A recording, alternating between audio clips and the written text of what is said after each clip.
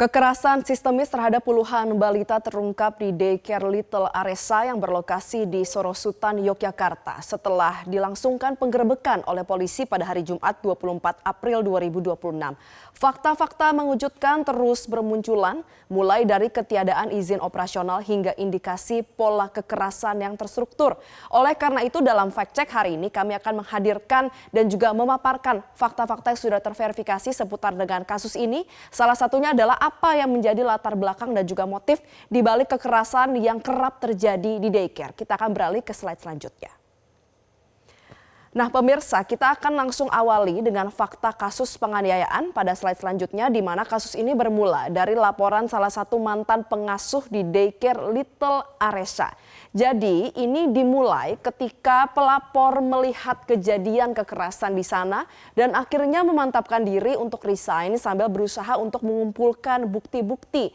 Nah bukti-bukti ini untuk apa? Bukti-bukti menjadi landasan untuk mendukung laporannya ke Komisi Perlindungan Anak Indonesia daerah Kota Yogyakarta. Nah setelah menerima laporan dan juga mengecek bukti-bukti, salah satunya juga melakukan verifikasi rekaman CCTV, akhirnya mereka melakukan rapat koordinasi lintas instansi untuk mempersiapkan upaya penggerebekan.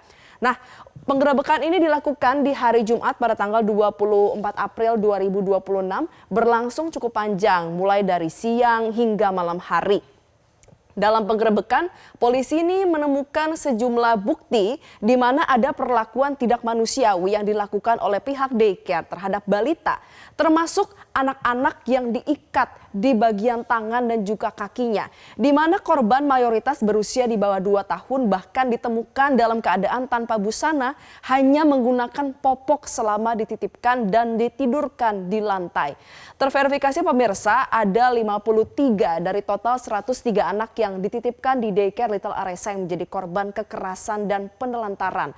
Polisi langsung mengamankan ada 30 orang di saat penggerebekan untuk dilakukan pemeriksaan lebih lanjut. Kita beralih ke slide selanjutnya. Nah pemirsa, tentu kita geram ya melihat tindakan oknum daycare, karena bagaimana bisa sebuah tempat penitipan anak yang seharusnya aman tapi ternyata merupakan tempat penganiayaan anak. Karena kita tahu pemirsa, syarat beroperasinya daycare itu berlapis, ada standar yang wajib dipenuhi termasuk juga screening awal dari pemberi izin. Tapi ternyata dikonfirmasi bahwa tidak pernah ada izin yang diberikan oleh pihak daycare Little Aresa. Nah tentu yang menjadi pertanyaan selanjutnya adalah bagaimana mungkin lembaganya tidak berizin tapi bisa tetap beroperasi loh tahunan. Nah meresponi hal tersebut Pemkot Jogja mengaku kecolongan. Untuk itu mereka berjanji akan memperketat pengawasan dan juga menggencarkan sosialisasi terkait dengan perizinan kepada pelaku usaha serupa. Nah kini instansi terkait tengah melakukan pendataan jumlah daycare yang telah mengantongi izin di Kota Jogja. Pendataan ini sekaligus menjadi sarana pengecekan karena secara terpisah pemirsa, Kementerian P3A ini mencatat ada sekitar 44% daycare di seluruh Indonesia yang ternyata tidak berizin. Lalu bagaimana dengan nasib daycare Little Aresa? Nah, operasional daycare ini untuk sementara, bukan sepenuhnya ya, sementara dihentikan karena sedang dalam proses hukum. Kita beralih ke slide selanjutnya. Pemirsa, kami menemukan fakta bahwa ternyata para orang tua yang menitipkan anaknya di Daycare Little Aresa ini merasakan ada kejanggalan pada pola pengasuhan yang diterapkan di sana. Setidaknya ada 4 kejanggalan pemirsa. Yang pertama adalah tidak ada CCTV di area dalam daycare. Jadi sistem pengawasan di daycare tersebut memang terbatas. Orang tua hanya dapat mengakses CCTV area luar, yaitu di bagian depan atau bagian teras yang menjadi titik antar jemput anak. Sementara area dalam yang menjadi tempat anak beraktivitas tidak dapat diakses. Kedua, orang tua juga tidak mendapatkan laporan kegiatan dan makan anak mereka selama dititipkan. Ini sangat janggal ya pemirsa, karena sudah sewajarnya sebagai bentuk tanggung jawab tempat penitipan anak memberikan laporan secara berkala kepada orang tua mengenai aktivitas dan juga kondisi anak. Kemudian kejanggalan ketiga, orang tua mereka ini melaporkan kalau anak mereka mereka mengidap sakit dan juga luka di bagian tubuh yang sama. Jadi indikasi kekerasan ini muncul karena ada beberapa luka di bagian badan yang sama dengan luka anak orang tua lainnya. Kemudian untuk penyakit juga disebutkan anak yang dititipkan ini kerap mengidap penyakit pneumonia. Kenapa? Karena memang lokasi dari daycare ini cukup terbatas ya, ukurannya kalau tidak salah 3 kali 3 meter sehingga cukup kecil, sedangkan banyak sekali anak yang dititipkan. Nah pemirsa, kejanggalan yang keempat adalah orang tua ini melaporkan kalau anak yang mereka titipkan ini takut setiap hendak dititipkan. Jadi anak-anak ini menunjukkan gelagat ketakutan setiap mau berangkat. Anak-anak bilang tidak mau karena miss atau sebutan untuk pengasuhnya ini galak. Orang tua pikir karena mereka belum beradaptasi saja. Tapi ternyata anak-anak memang mereka diperlakukan dengan tidak manusiawi selama dititipkan. Kita beralih ke slide selanjutnya karena ada fakta terbaru seputar dengan tersangka dalam kasus ini. Jadi fakta terbarunya pemirsa, polisi sudah menetapkan 13 orang sebagai tersangka dalam kasus ini.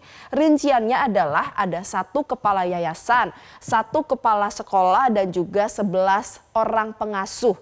Polisi memastikan bahwa 13 tersangka tersebut langsung menjalani penahanan dan jumlah tersangka juga diprediksi masih bisa terus bertambah seiring dengan pengembangan penyelidikan. Nah, para tersangka ini dijerat dengan pasal-pasal berlapis dalam Undang-Undang Perlindungan Anak, mulai dari pasal 76A hingga 76C, jungto pasal 77, pasal 76B jungto pasal 77B dan juga pasal 76C jungto pasal 80 ayat 1 Undang-Undang Perlindungan Anak. Pasal ini mengatur terkait dengan perbuatan pidana berupa melakukan tindakan diskriminatif serta membiarkan anak dalam situasi perlakuan salah atau penelantaran. Nah, terkait dengan motifnya ini juga menjadi pertanyaan karena harus ada motif untuk melakukan suatu tindak pidana. Karena kalau kita lihat ini anak-anak semua ditelantarkan, tapi motifnya apa? Apa keuntungan yang bisa didapatkan oleh pihak daycare? Nah, Kapolresta Yogyakarta menegaskan kalau pihaknya masih mendalami motif di balik kekerasan tersebut dan detail lengkap motif dan juga hasil penyidikan dijadwalkan akan dirilis hari ini di hari Senin 27 April 2026. Jadi sama-sama kita nantikan ya. Kita beralih ke slide selanjutnya. Nah, pemirsa, kasus Little Aresa ini ternyata bukan kali pertama. Kekerasan di daycare ini sudah berulang kali terjadi di berbagai daerah. Salah satu kasus terakhir adalah terjadi di Depok di tahun 2024. Jadi di Depok ini setidaknya yang viral ada 2 kasus yang melibatkan daycare. Yang pertama ini terjadi di bulan Desember 2024. Ini terjadi penganiayaan di daycare Kiddie Space cabang Pengasinan Sawangan Depok. Jadi ada seorang pengasuh namanya adalah Septiana yang ketahuan menyiramkan air panas ke tubuh anak asuhnya. Usianya ini masih 1 tahun 3 bulan karena pengasuh ini kesal dengan sang anak yang terus menangis. Akibatnya apa? Kulit punggung korban melepuh hingga leher. Kemudian juga sama ini terjadi di Depok di bulan Juni 2024. Jadi terjadi penganiayaan terhadap balita yang usianya 2 tahun di Daycare Wansen School Indonesia Harjamukti Cimanggis Depok. Ini viral pemirsa karena pemilik dari daycare yang juga menjadi pelaku kasus ini adalah seorang influencer. Namanya adalah Meita Irianti. Dia adalah influencer parenting. Nah, kasus ini sudah berproses hingga vonis di mana pada Desember 2024 majelis hakim menjatuhkan hukuman 1 tahun penjara ditambah dengan denda dan kewajiban membayar restitusi ratusan juta rupiah kepada masing-masing korban. Nah, kemudian di bulan 2024 kita bergeser ya. Kalau tadi di Depok ada kasus serupa juga yang viral terjadi di Medan, Sumatera Utara. Jadi seorang pengasuh di salah satu daycare ini diduga melakukan kekerasan terhadap balita dan aksinya ini terekam rekaman CCTV. Polisi sudah melakukan pemeriksaan dan juga saksi-saksi dalam kasus tersebut. Yang pasti pemirsa, dari kasus-kasus ini Komisioner KPAI mencatat bahwa kekerasan di daycare ini berulang terjadi karena lemahnya kompetensi pengasuh dan minimnya pengawasan dari pemerintah daerah. Dalam kasus Little Aresa, KPAI ini bahkan menyebut kekerasan ini jauh lebih sistemis karena seolah ada SOP yang tidak tertulis bahwa tangan dan kaki anak diikat di jam-jam tertentu dan orang tua tidak boleh melihat secara langsung. Kita beralih ke slide selanjutnya. Ya, jadi pemirsa, kasus ini juga mendapatkan atensi publik dan juga langsung mendapatkan respons keras dari kalangan legislatif. Salah satunya adalah Wakil Ketua Komisi 3 DPR RI Ahmad Saroni. Ia angkat bicara dan mendesak aparat agar bergerak cepat. Kita sama-sama baca pemirsa. Jadi Saroni ini menyatakan bahwa apa yang dilakukan oleh Daycare Little Aresa adalah suatu hal yang benar-benar kebiadaban yang tidak bisa dimaafkan. Saya minta Kapolda DI Yogyakarta memberikan atensi penuh atas kasus ini dan juga mengamankan semua pihak yang terlibat.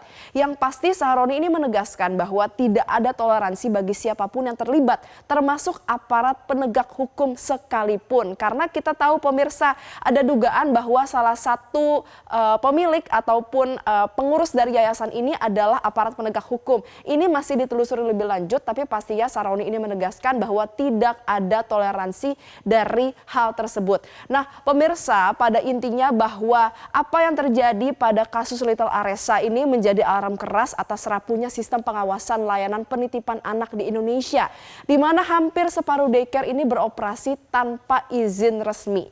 Reformasi regulasi dan penguatan kompetensi pengasuh kini menjadi agenda mendesak yang sudah tidak bisa lagi ditunda.